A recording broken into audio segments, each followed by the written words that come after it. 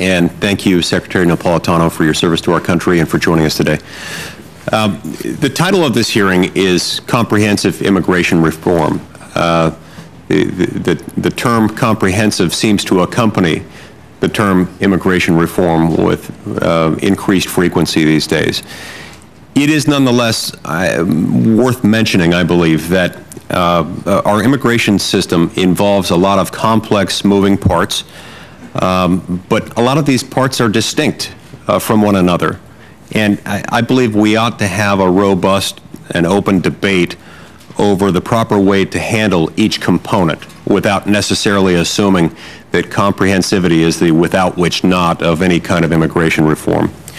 The good news is that Republicans and Democrats aren't really that far apart on many, if not most, of the critical issues that we face when it comes to immigration reform. Virtually all of us agree that we need to secure America's border. We need to implement workplace verification.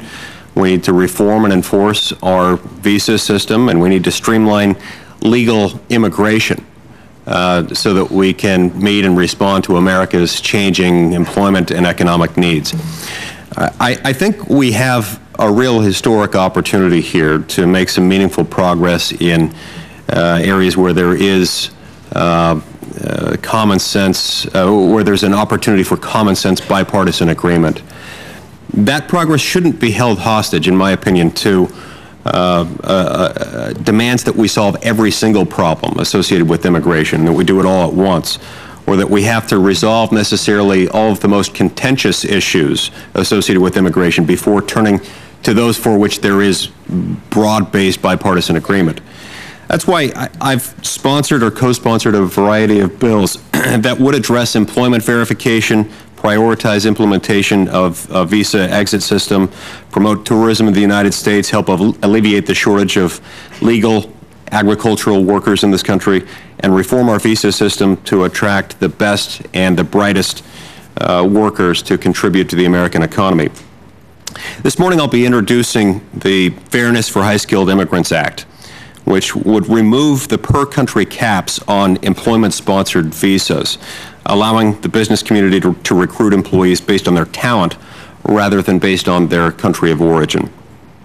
So in the spirit of constructive and common sense reforms, I want to begin by asking you, Secretary Napolitano, which specific components of immigration reform do you think enjoy the broadest bipartisan support and could be implemented most swiftly and readily by your department so we can begin the process of immigration reform?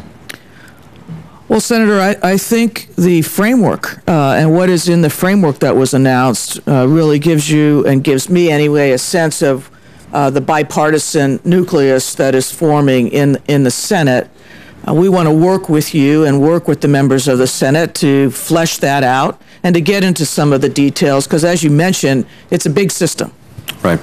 And I agree with you. There certainly are elements of that statement that that enjoy broad bipartisan support, and there are other elements that do not, and that's why I'd like to see us move forward first on those issues for which there is broad bipartisan support. Let me switch to another issue.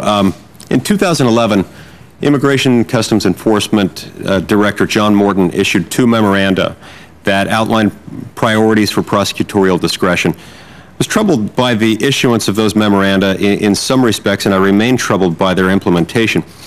Chris Crane, who is a witness on the second panel here for this committee today, submitted written testimony for today's hearing, detailing some disturbing accounts of the implementation of this prosecutorial discretion directive, as it's known.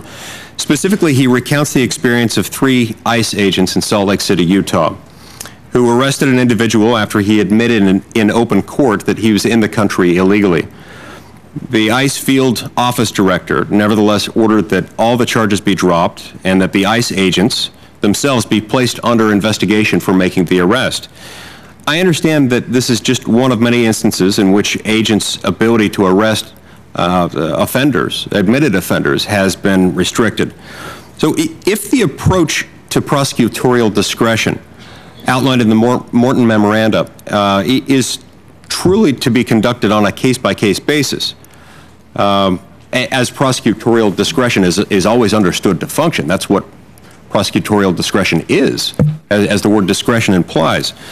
And the memos do not constitute a blanket injunction on the pursuit of entire categories of offenders.